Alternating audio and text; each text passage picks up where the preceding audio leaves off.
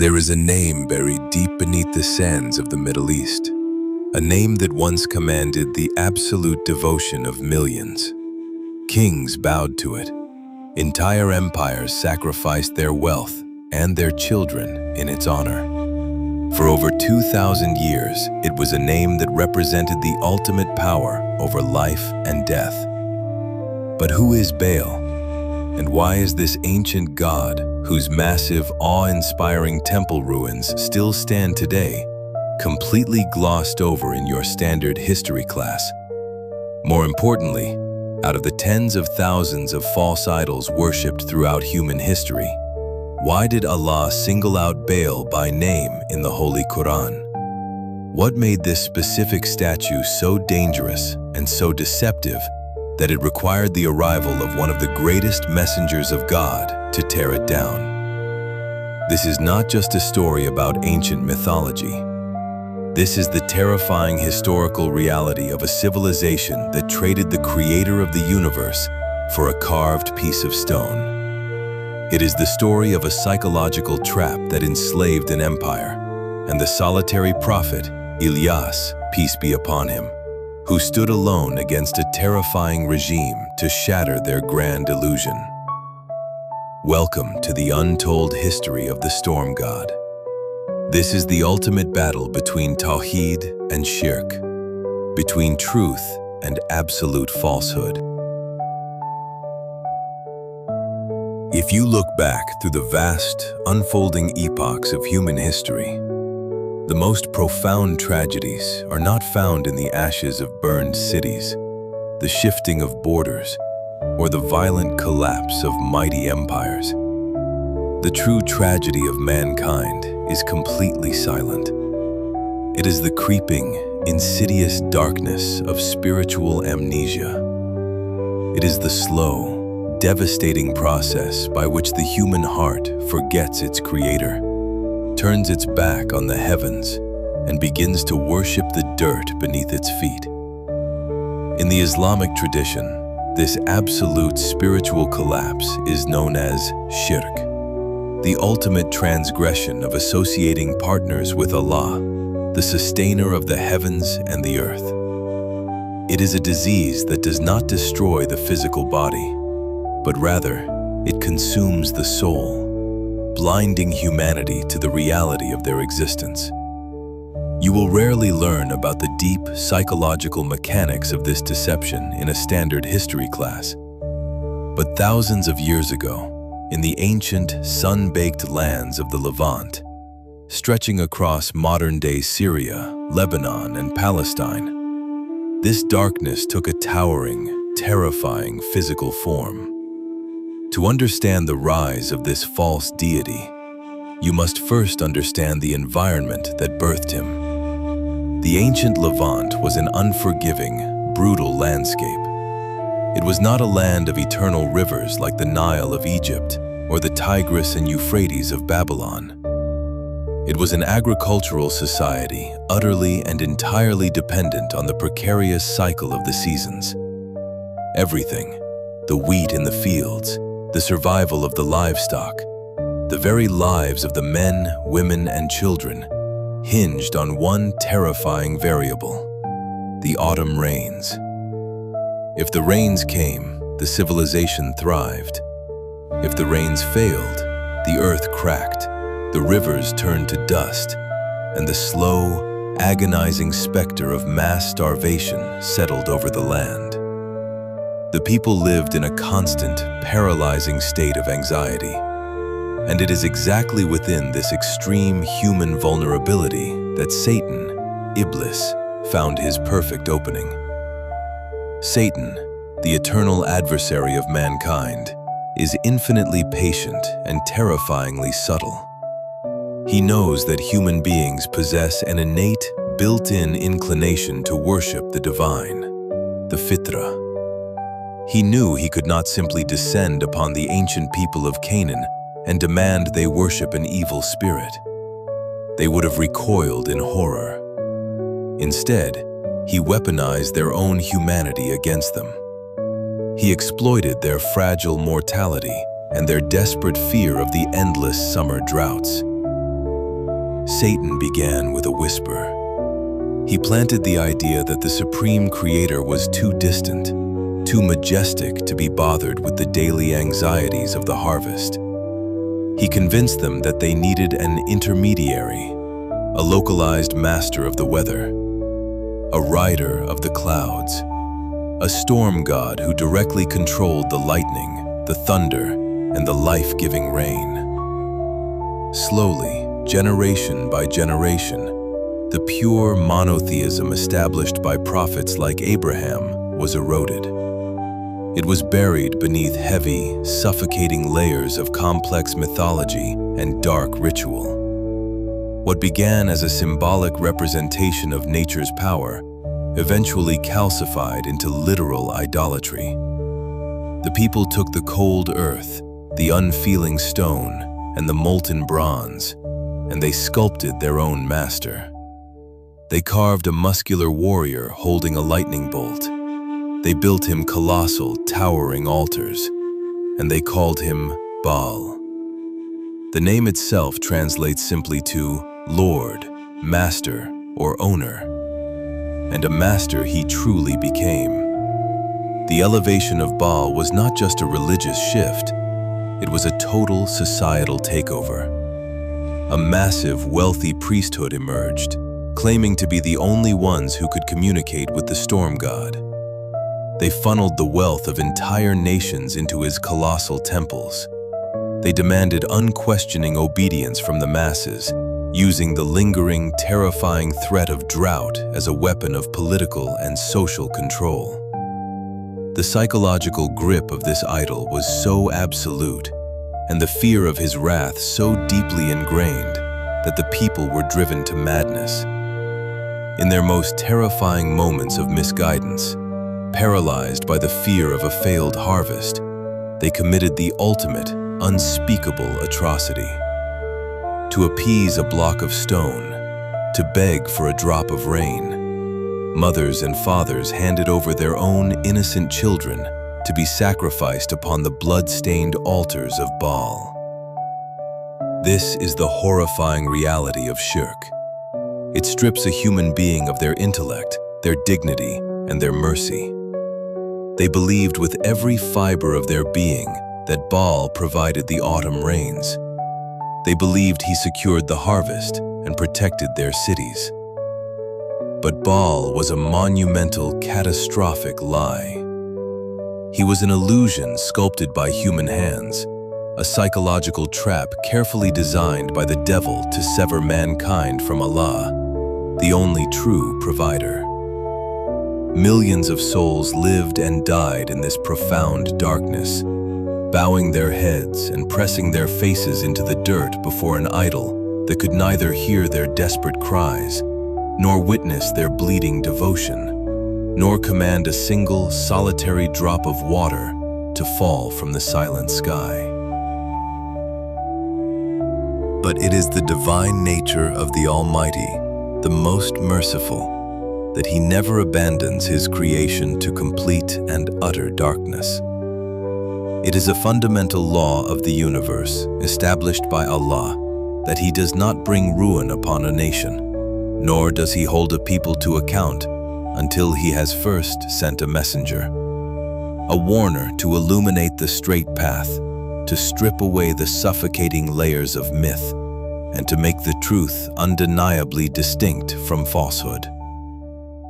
The deeper the darkness of a civilization, the more brilliant the light required to pierce it. To this civilization, a people deeply intoxicated by the cult of the storm god, mesmerized by the hoarded gold of the temples, and terrified by the ruthless power of the priests, Allah sent a beacon of pure, uncompromising truth.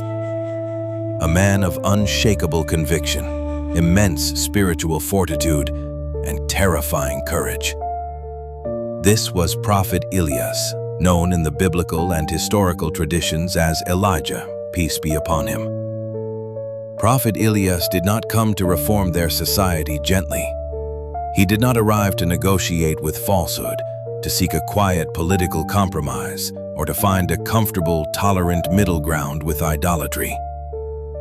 How do you compromise with a system that sacrifices children to a rock? He walked into the very center of their empire, directly into the shadow of their towering, smoke-filled temples, with a mission that was absolute: to violently shatter the psychological grip of Baal and to command the people to return to Tawheed, the pure, unadulterated, absolute oneness of God. To truly understand the magnitude of his mission, you must imagine the sheer, staggering weight of the burden Prophet Ilyas carried upon his shoulders. He stood as a solitary, humble figure of truth against the crushing, heavily armed weight of an entire civilization. He was opposing a deeply entrenched culture that had spanned countless generations.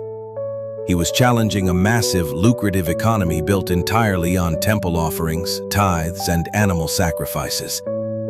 Above all, he was challenging a ruthless political machine, kings and queens who used the worship of Baal to legitimize their absolute tyranny over the masses. To speak out against the storm god in the Levant was not merely an academic theological debate. It was not a matter of personal, private belief. It was considered an act of supreme treason against the state. To publicly deny Baal was to invite the wrath of the monarch, the fury of the wealthy elites, and the violent anger of a brainwashed public who genuinely believed that insulting the idol would bring a curse of drought upon their crops. Despite the overwhelming danger, despite standing entirely alone against a sea of hostility, Prophet Ilyas did not waver for a fraction of a second.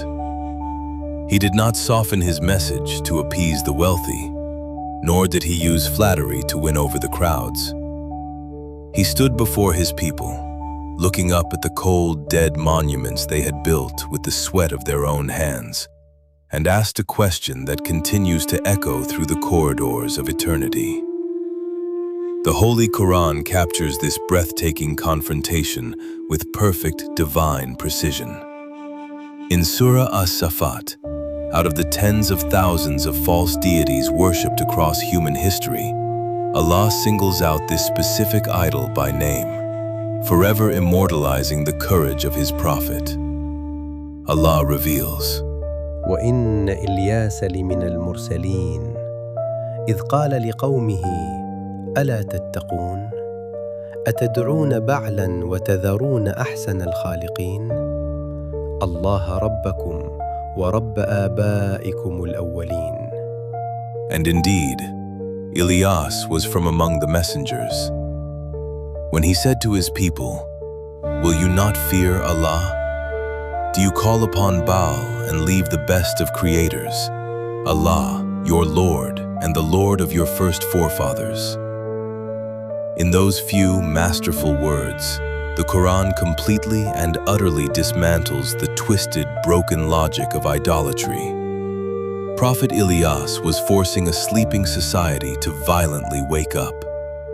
He was demanding that they confront the sheer absurdity of their daily existence.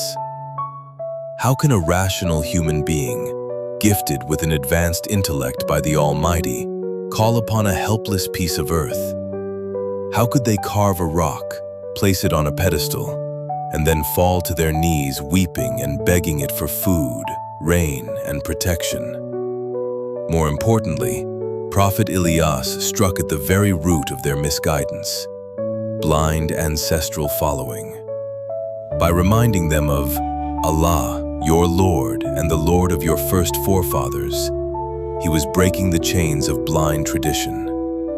The people of Canaan justified their idolatry with the same excuse used by every ignorant nation in history. This is what our fathers worshipped. But Ilyas reminded them that long before their fathers strayed into the darkness of Baal, their earliest, purest ancestors worshipped Allah alone. Idolatry was not their true heritage. It was a devastating historical accident. He offered them a choice that was as clear as the division between day and night.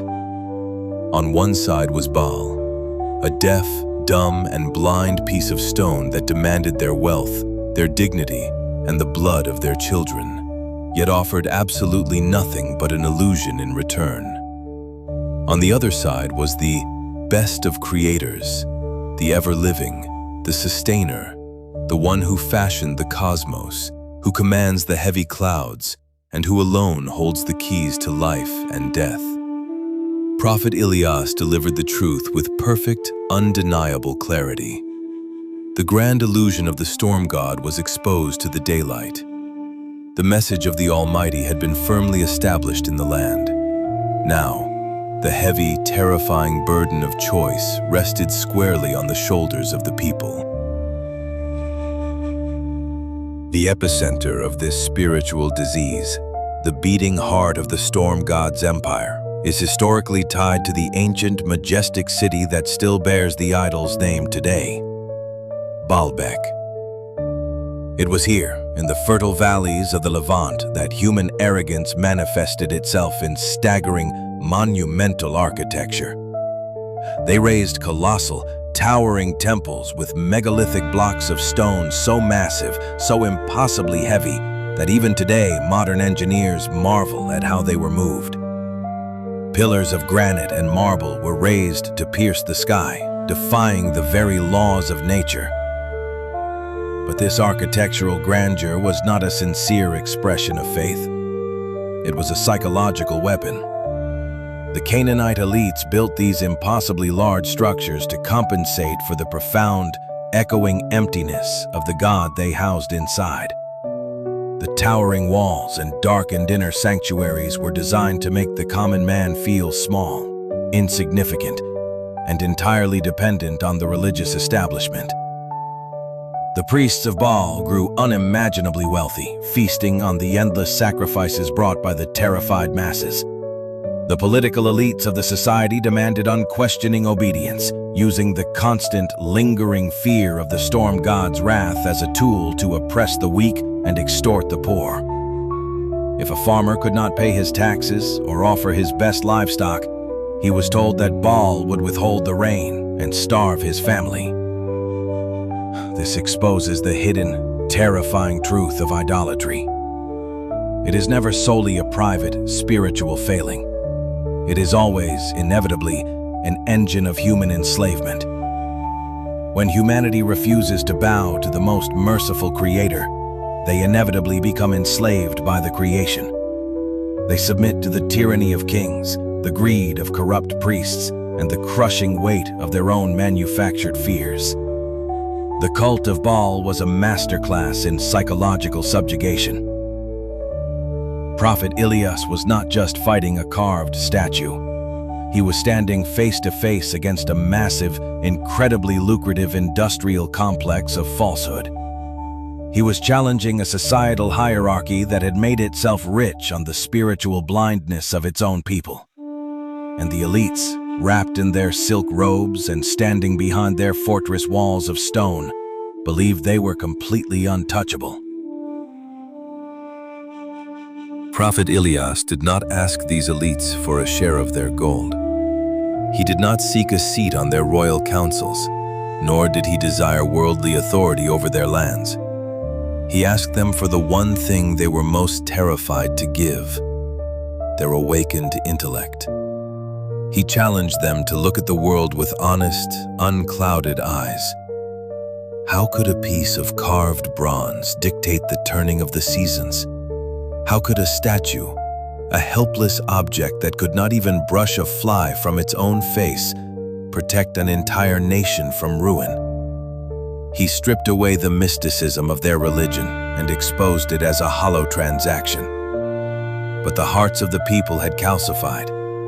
Over generations of bowing to the dirt, their souls had become harder, colder, and more impenetrable than the very stones they worshipped. The Holy Quran documents their tragic, stubborn response with a chilling, devastating simplicity. After presenting the ultimate truth, after pointing them toward the best of creators, the Quran states in Surah As-Safat, "And they denied him." It was a total, absolute rejection.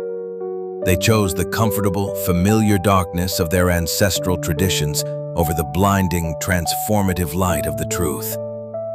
They mocked the messenger of Allah, laughing at his warnings while they stood safely in the shadows of their grand temples. The elites, recognizing the threat he posed to their wealth and control, turned the masses against him. They threatened his life, hunting him and forcing him to seek refuge, genuinely believing that by silencing the messenger, they could somehow silence the message itself.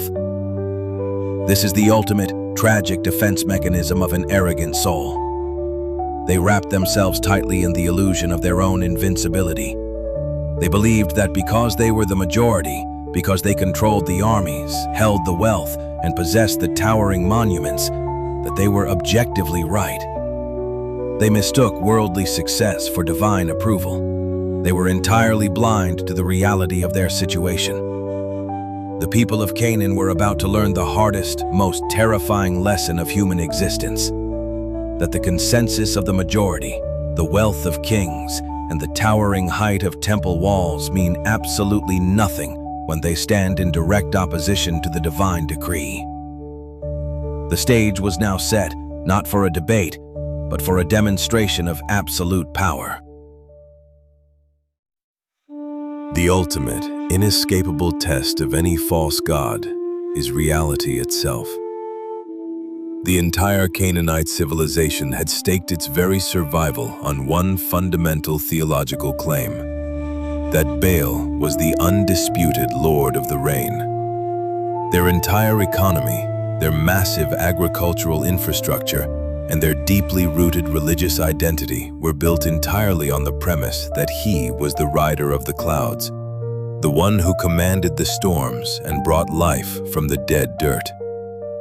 To expose the absolute fragility of this lie, to prove to an arrogant nation that their master was nothing but a carved rock, Allah commanded the heavens to be sealed. The test had begun. By the decree of the Almighty, a catastrophic, suffocating drought descended upon the Levant. The once merciful skies, which they believed were controlled by Baal, turned into a dome of unyielding, burning brass. The earth beneath their feet cracked, split, and turned to iron. The great, rushing rivers that had fed their sprawling cities for centuries slowed to a stagnant, muddy crawl, and then evaporated entirely into dry, blowing dust. The wheat and the barley withered and died in the fields long before they could even sprout. Suddenly, the immense wealth they had hoarded in the towering temples of Baalbek was rendered utterly, tragically useless. The elites realized too late that you cannot drink a cup full of gold, and you cannot eat a carved piece of bronze. The executive god they had relied upon, the idol they had sacrificed their own children to appease, was suddenly nowhere to be found. Panic, deep and primal, gripped the empire. The very people who had arrogantly mocked Prophet Ilyas now flooded into their grand sanctuaries in a state of absolute terror. They threw themselves before the altars of the storm god, screaming for relief. The priests of Baal, desperate to maintain their crumbling authority and terrified that the starving masses would violently turn against them, performed their most extreme, frantic rituals. They danced wildly around the altars. They chanted until their voices gave out. They lacerated their own flesh with swords and knives until the temple floors were slick with their blood, begging the stone to awaken, begging the idol to finally prove its power. They looked to the horizon every single morning, desperately searching for a solitary, dark rain cloud. They listened for the familiar rumble of thunder that had once signaled the autumn storms. But the sky remained entirely barren, and the stone remained completely dead. There was no thunder. There was no rain. There was only the deafening, hollow silence of an idol that never truly existed. Baal could not bring down a single life-saving drop of water, because the keys to the heavens, the earth, and everything between them belong exclusively to Allah, the Lord of the worlds. The heavy veil of deception was violently torn away, leaving millions of people to stare in horror at a powerless, unfeeling rock while their civilization collapsed in the dust. Their arrogant rejection of the prophets sealed their ultimate fate. The Holy Quran finalizes the tragic chapter of these elites in Surah As-Safat, declaring, فكذبوه فإنهم لمحضرون. "But they denied him, so indeed they will be brought for punishment." The wealth they had amassed, the grand temples they had engineered, and the false god they had violently defended could not protect them for even a second from the decree of Allah. The storm god was broken, and the illusion was permanently shattered. Today, the physical statues of Baal have been ground into dust by the relentless, unforgiving march of time. The grand, imposing temples of the Levant, the colossal pillars of Baalbek that once cast terrifying shadows over the masses, are nothing but hollow ruins. They are broken columns and shattered altars baking under the sun, visited by tourists who cannot begin to comprehend the darkness that once lived inside those walls. The storm god is dead. His name, once feared by millions, has been reduced to a meaningless whisper in the dry wind. But we must not let the distance of history deceive us. The physical monuments of Canaan may have fallen, but the dark essence of the warning remains urgently, terrifyingly relevant today. The spiritual disease of shirk did not die when the altars of Baal collapsed. Modern humanity often considers itself far too educated, too enlightened, and too technologically advanced to ever bow down before a carved statue of stone or bronze. Yet the idols of our age are everywhere, and they are far more insidious because they do not look like statues. We worship at the sleek altars of materialism.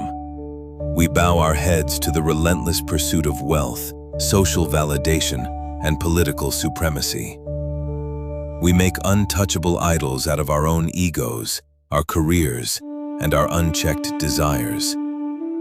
Whenever a human heart places its ultimate trust in these worldly things instead of Allah, whenever a person genuinely believes that their true provision comes from their employer, their security comes from their bank account, or their salvation comes from a politician, rather than the Lord of the worlds, they step blindly into that exact same ancient trap.